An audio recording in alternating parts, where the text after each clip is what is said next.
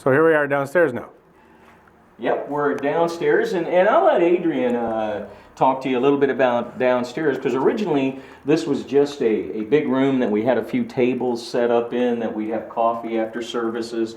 We do have a kitchen over here. We have some rooms off to the back on that hallway down there with the bathrooms. We really won't be going down there, but we have another room off to the side that's one of our children's room. But this whole thing is once again designed to be a fellowship place, and also because we're trying to do something to reach the young people. Why don't you just tell them why it's like this, Adrian? Well, again, it's using what we have. What can we do with this space to make it fun and interactive for everybody, for that matter?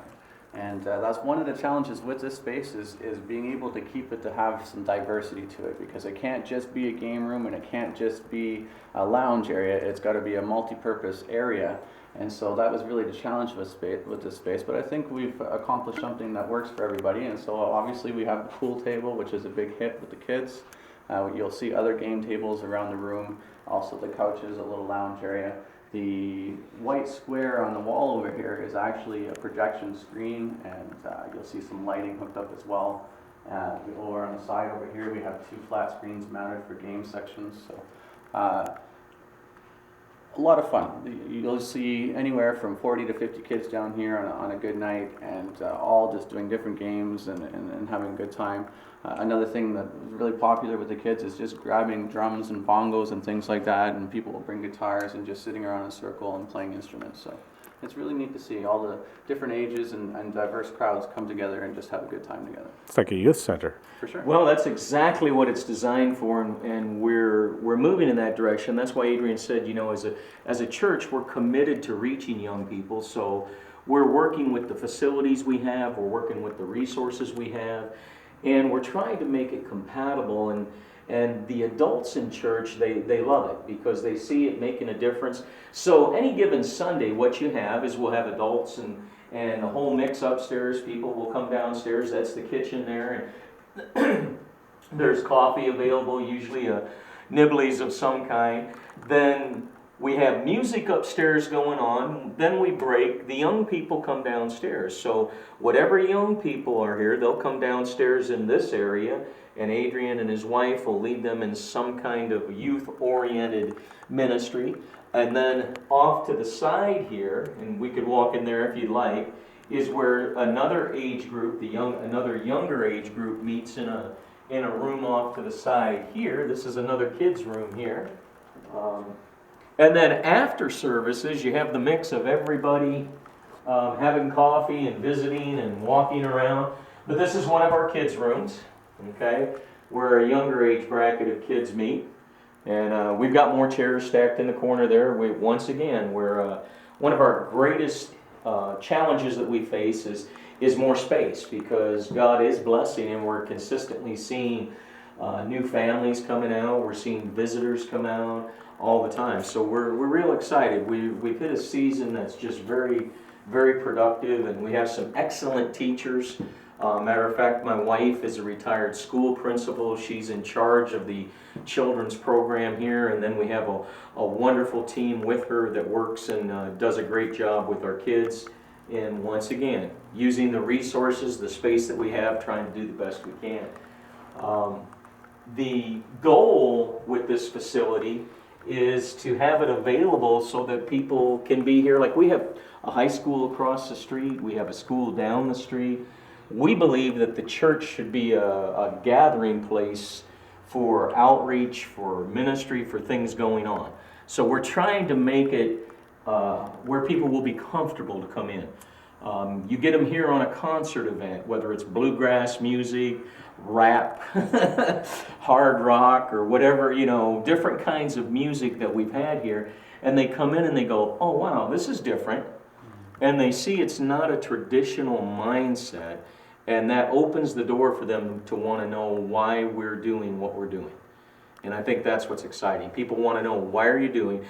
And everywhere you go, we have billboards up around TV screens that we participate in advertising, just to let the city know we're here. We have, if you ever go and read one of them, the Coffee Time News at the the restaurants. We're on the Coffee Time News. So we definitely believe in reaching out to touch as many people as possible with the message that we have, which is a message of love, honor, grace, faith, and restoration. So, Adrian, what would you like to add? Anything more on that? Yeah, how often is it open? Like I said, a typical Friday night, we call it TGI Fridays. And so a typical Friday night, we open the doors at 6 o'clock. We have a wonderful team here.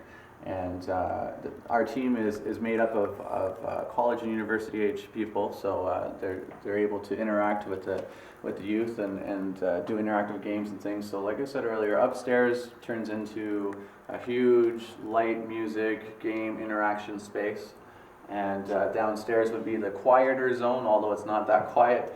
We have a lot of kids down here just interacting, playing games, and one of the most interesting things I've seen recently is to have these table areas full of kids playing a board game, and that's something you don't see at all nowadays. And so it's amazing once you have that relationship with the young people, and you can introduce some things, and they'll just jump right on and have a great time with you. So it's really just about building relationship and providing a safe place for them to come and build that relationship. I guess the word is getting out among the students too, the young people? Definitely. We launched, I don't even remember exactly, but it's been about 4 months. And we're expecting things are gonna slow down a little bit over the summer because we're all running around camping and enjoying the weather. But we're gonna launch again with extreme excellence in the fall, and looking at doing some new and exciting things. I think that's one of the key components is the excellent factor. When you're trying to, for lack of better words, the church needs to understand, you are competing against what we like to call secular things, and they always do things with great excellence. And many times when it comes to the church, it's kind of secondary. And unfortunately, even when it comes to youth programs and children's programs, they're generally secondary to the adult programs because the adults are the ones paying for it. So we're really trying to create an atmosphere where the adults understand how important it is to reach the young people, and the people here are really awesome because they volunteer, and it's amazing the amount of things that we get done with the size of our congregation as well as this facility, and we expect to continue to grow and be very patient and allow to be able to begin to open up. For instance, Adrian is partnering together with Valley View Church, and they have a wonderful gymnasium down there, and you're partnering together with them to set up some things over the summer that it's not being used to where you can have events going on. And that was a real exciting thing. Plus, we're also hoping to partner with the school across the street to be able to do evening programs in the future because they've got lots of space. Really in a community, if people will share their resources, there's no lack to be able to do things. Perhaps one group of people may have a facility, some may have help, some may have money, and we firmly believe that you partner together in a community and you make a difference. That's really good. That's very interesting. So people can find out all the information they want from the website and even phoning if they have to. This is good. A very nice tour. I think people will be very surprised when they see it.